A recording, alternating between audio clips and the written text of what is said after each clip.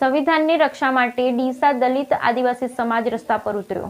સંવિધાનની રક્ષા માટે ડીસામાં દલિત આદિવાસી સમાજ રસ્તા પર ઉતર્યો। ભારતીય બંધારણના ઘડવૈયા ડોક્ટર બાબાસાહેબ આંબેડકર દ્વારા રચિત સંવિધાનમાં કેન્દ્ર સરકાર દ્વારા છેડછાડ કરવાની પ્રવૃત્તિ ચાલતી હોય હવે કોર્ટ પણ સરકારની આ પ્રવૃત્તિમાં સામેલ થતી હોવાના આક્ષેપ સાથે દલિત અને આદિવાસી સમાજ દેશભરમાં ઉગ્ર વિરોધ નોંધાવ્યો છે।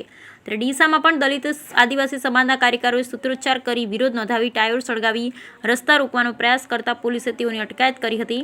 ભારત દેશ આઝાદ થયા બાદ ભારતીય બંધારણ સમિતિ દ્વારા સંવિધાન બનાવી 26 જાન્યુઆરી 1950થી લાગુ કરવામાં આવ્યું। બંધારણ સમિતિના અધ્યક્ષ ડોક્ટર બાબાસાહેબ આંબેડકરે આ બંધારણમાં દલિતો, વંચિતો, આદિવાસી સમાજના ઉત્થાન માટે કેટલાક વિશેષ દરજ્જા અને કાયદાઓ બનાવ્યા હતા જે અત્યાર સુધી દેશમાં ચાલી રહ્યા હતા, પરંતુ હવે કેન્દ્ર સરકાર દ્વારા બંધારણ નીતિઓમાં કેટલાક ફેરફાર સૂચવતા તેમજ કોર્ટ પણ તેની સંમતિ આપતા સમગ્ર દેશમાં આદિવાસી અને દલિત સમાજમાં ઉગ્ર રોષ ભભૂકી ઉઠ્યો છે, જેના પગલે આજે દેશભરમાં બંધ સાથે દેખાવો યોજાઈ રહ્યા છે। જેના પગલે ડીસા શહેરમાં પણ આદિવાસી દલિત સમાજ દ્વારા બાબા સાહેબ આંબેડકરના પુતળા સાથે એકત્ર થઈ વિરોધ પ્રદર્શન યોજાયું હતું તેમજ સરકાર વિરોધી સૂત્રોચ્ચાર કરાયા હતા। ઉપરાંત રસ્તામાં ટાયરો સળગાવી રસ્તા રોકવાનો પ્રયાસ કરાયો હતો, જેથી પોલીસે કેટલાક કાર્યકરોની અટકાયત કરી પોલીસ સ્ટેશને લઈ જવાયા હતા। આ બાબતે ડીસા દલિત સમાજના અગ્રણી અશ્વિનભાઈ પરમારે જણાવ્યું હતું કે ડોક્ટર બાબા સાહેબ આંબેડકરને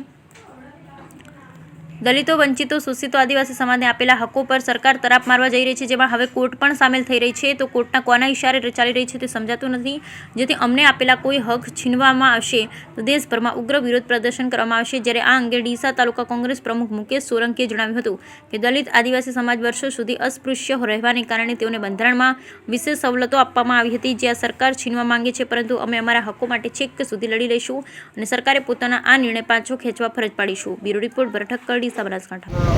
જે ફેરફાર કર્યો છે એના વિરોધમાં ભારત બંધનું એલાન આપ્યું છે અને ડીસા શહેર સમર્થન આપે છે અને આ જે કાયદામાં ફેરફાર કર્યો છે ભારતના બંધારણમાં ચુનાવ કરવામાં આવી રહ્યા છે। બાબા સાહેબ આંબેડકરે જે અમને અધિકારો આપ્યા છે એ અધિકારોના અંદર હવે સરકાર તો દખલગીરી કરી રહી છે, પણ નામદાર કોર્ટ પણ દખલગીરી કરી રહી છે। નામદાર કોર્ટ અને સરકાર જેમણે આ સમાજને સાચવવાના હોય, જે સમાજ વર્ષોથી અસ્પૃશ્ય રહેતો હોય અને એમના અધિકારોને માટે આપવામાં આવ્યો છે, એમાં જે ફેરફાર કરવામાં આવ્યો છે એને અમે સખત શબ્દોમાં લાગુ કરીએ છીએ અને એનો અમે વિરોધ કરીએ છીએ। જય ભીમ।